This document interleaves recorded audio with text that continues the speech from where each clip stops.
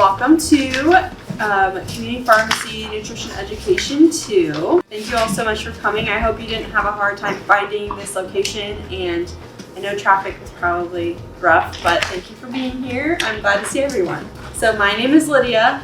You might remember me from last time, but I'm your dietitian. So if you have any nutrition questions throughout the program, you can ask me through Facebook or via email with the card I gave you with all my information.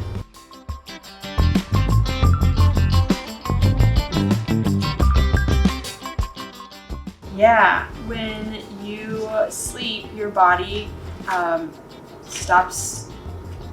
You don't have as much insulin left over, and you don't have any blood sugar because you haven't eaten in a while. So your body naturally releases more blood sugar. So that's when your blood sugar will spike.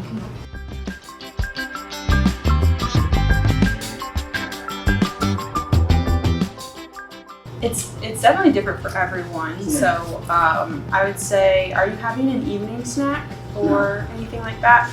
Okay. Sometimes a nighttime snack, whether that be right before you go to bed or just kind of later in the evening, a few hours after dinner, that can help prevent your blood sugar from going too low during the night. A good nighttime snack could be like some fruit and peanut butter, or crackers and cheese, or anything similar to that combination where you have a source of carbohydrates with a little bit of protein. Cereal bar? Cereal bar could be good. Yeah, there's a little bit of carbohydrates and hopefully a little bit of protein, maybe from nuts or something like that. I wanted to remind you that you can take notes today with the guided notes page in your booklet. And this is our featured recipe of the week. So this is a veggie casserole. Has anybody tried it yet?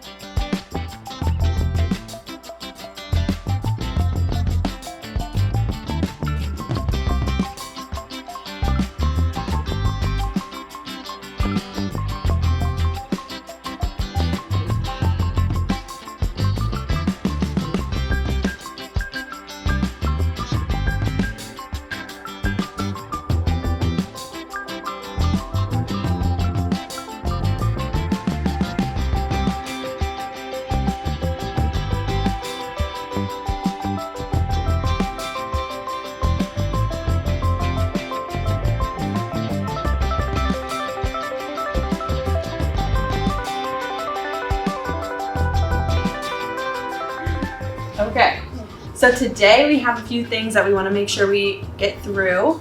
We're going to review what we learned in last class, which will be the sources of energy as well as the diabetes plate method. And then we'll identify which foods have carbohydrates, and we will discuss added sugars and sugar substitute. And then the last thing will be understanding the role of fiber in blood sugar control. So as a review, what in our food raises our blood sugar? As a group, all of those foods have carbohydrates, which those are the most readily or quickest to digest in our body, so they have the biggest impact on our blood sugar. So as a reminder again, this is a demonstration of how insulin works in our body, working to unlock our cell and let glucose into the cell so we can use it for energy.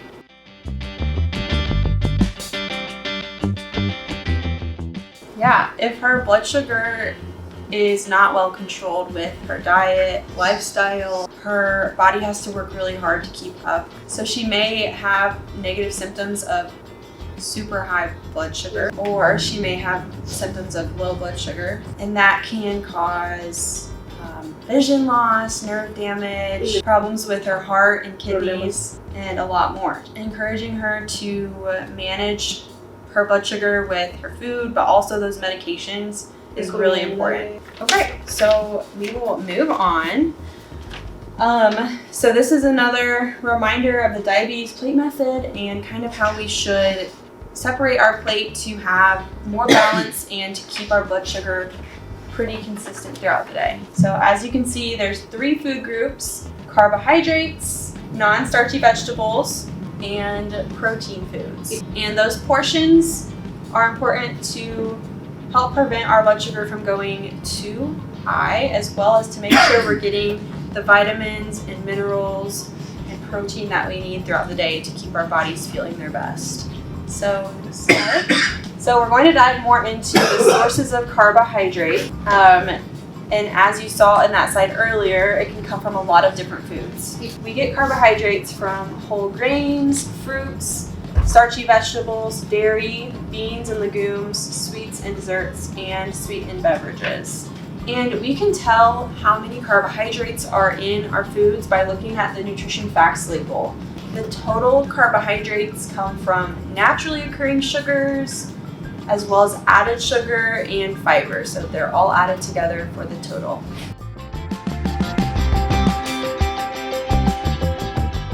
So the total carbohydrate comes from added sugar, fiber, and sugar that is already in the food. So the total carbohydrate is what we look at to know how the food will impact our blood sugar.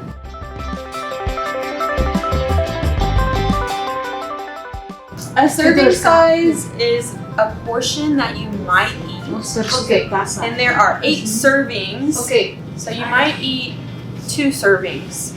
It's important to keep track of how many servings you're eating. That way you can accurately calculate how many grams of carbohydrates you're getting when you eat. What we're learning today is that these labels can be tricky. They can be a tool, but we have to pay attention to the details. We're going to keep moving. I want to make sure we have time to finish all the material today.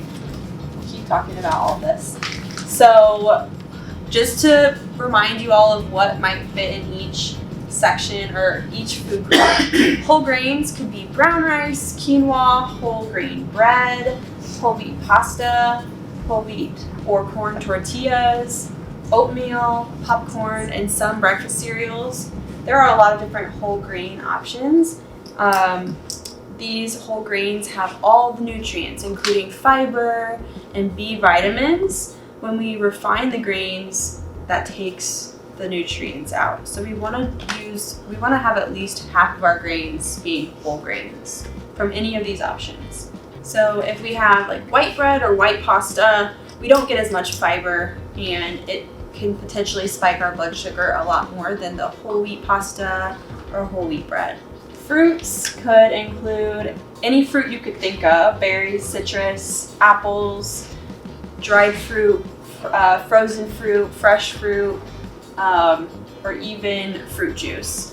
Fruit has a lot of important nutrients, including vitamin C and potassium. Vitamin C helps to keep our bodies healthy, and potassium can help our blood pressure. But it does contain carbohydrates, so we want to make sure we eat it in a good portion so that it doesn't spike our blood sugar. So choosing whole fruits most often versus juice. Make sure we still have the fiber in it. When we want to have juice, a good time to have 100% juice is when our blood sugar is low. Because it doesn't have the fiber, it's a quick way to get our blood sugar back to where we want it. We want to include mostly whole fruit. These whole fruits have more fiber and they have water, which helps us to be hydrated. Limiting canned fruits that have added sugar and syrup. And if we do have canned fruits, having the ones that are stored in water or in 100% juice. Juice is going to be helpful sometimes if your blood sugar gets really low. If your blood sugar gets below 70, something like juice or maybe soda sometimes can help bring your blood sugar back up to a safe level.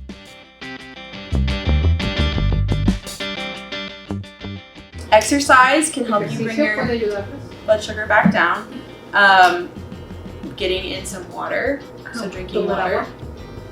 And of course, limiting the portion sizes in our meals can help prevent it from getting very high.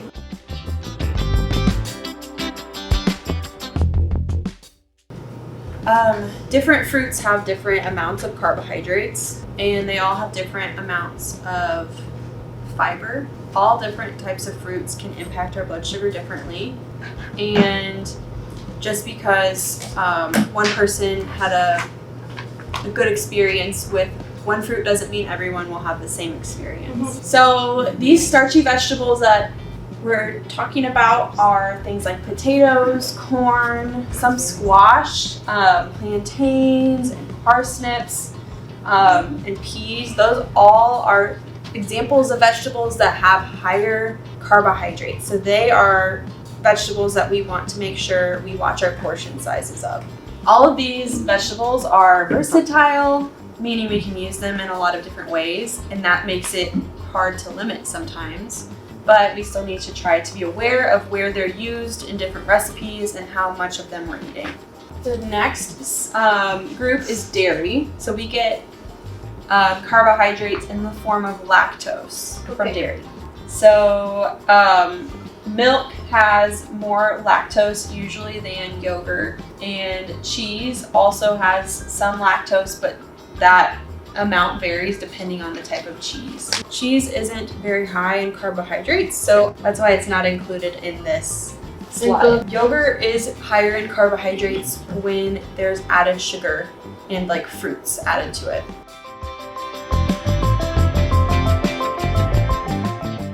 It depends on what is added to it, but Greek yogurt is higher in protein, so it is a very balanced snack or part of a breakfast.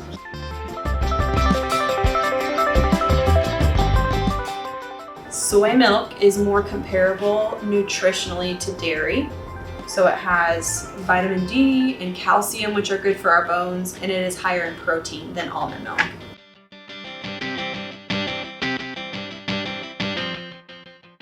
Same thing. A lot of plant-based milk alternatives are low in nutrients, so it really depends on why you're using it, what you're using it for. But again, the best option if you don't drink milk is going to be soy milk. If you're choosing a milk besides dairy milk, choosing one that's low in added sugar is going to be your best bet. I think this is maybe the last, nope, not quite the last one, second to last one, but beans and legumes. So this could be any of the beans that you like: kidney beans, red beans, black beans, pinto beans, garbanzo beans. Legumes include lentils and peas and probably some other ones that I'm forgetting right now. So these are all plant-based sources of protein, and plant-based sources of protein don't have saturated fat and they have fiber when compared with animal sources of protein that have saturated fat and no fiber. And that's what makes plant-based sources of protein healthy for our hearts. These ones still have carbohydrates, so it's important to factor that into your total carbohydrate count for your meal. So the last one is probably everyone's favorite, sweets, desserts, and sweetened beverages.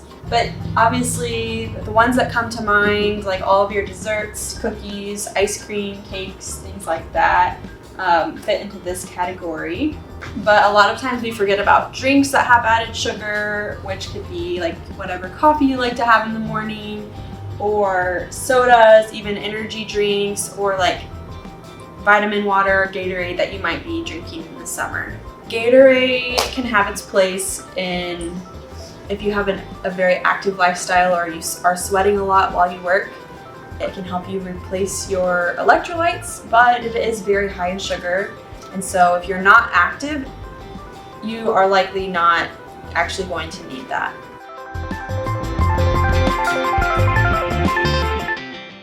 There are a lot of them out on the market nowadays, so definitely recommend looking at the nutrition facts label at like the carbohydrates as well as protein, because again, it's kind of similar to whatever yogurt you're choosing. If there's a lot added to it, there could be more sugar.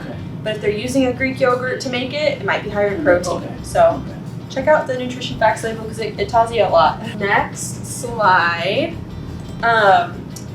We're diving into a little more detail about added sugar. So added sugar is included on the nutrition facts label, and that is one of the questions on your notes if you want to write that down. Added sugars can come from a lot of different things. Sucrose is the kind of sugar that we use when we bake. Typically it's the kind you can easily find at the store. Dextrose is what's typically used in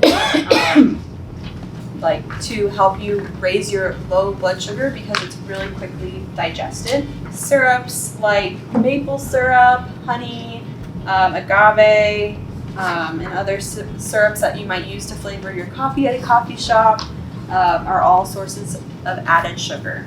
And sugars from concentrated fruits or vegetable juices are used for sweetening other things as well. And then coconut and date sugars have been really popular recently, but those are still sources of added sugar.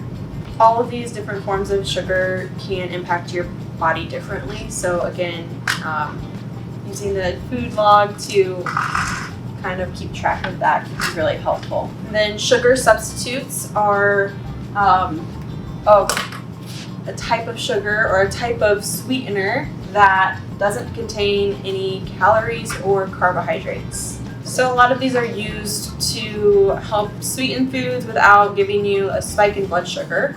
But the one thing to know is that some of them can cause undesirable stomach issues like diarrhea, bloating, or sometimes just a lot of different things can occur, but some of them do have undesirable effects.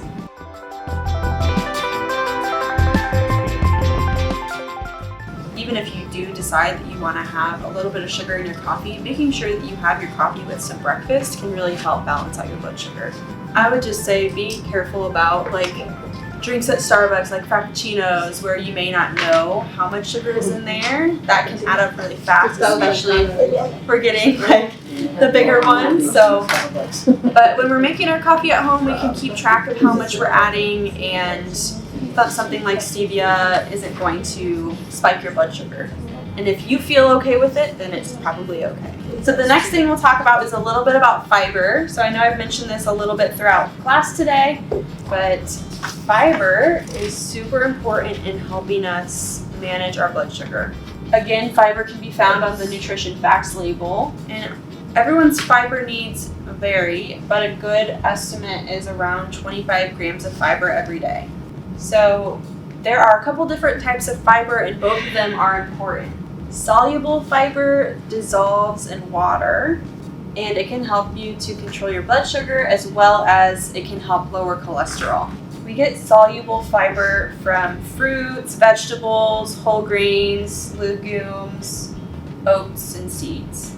And then insoluble fiber does not dissolve, but it attracts water into our stool. So this softens our stool and makes it easier to have a bowel movement. And insoluble fiber can help to improve insulin sensitivity.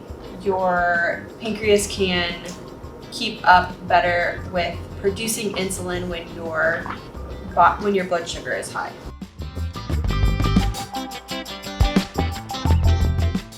So insoluble fiber comes from whole grains, especially whole wheat flour and wheat bran, nuts and beans, veggies, especially cauliflower and green beans, and then we can get some insoluble fiber from potatoes. Overall, it's good to remember that fiber slows down our digestion of carbohydrate foods, meaning it helps to slow down our blood sugar spike.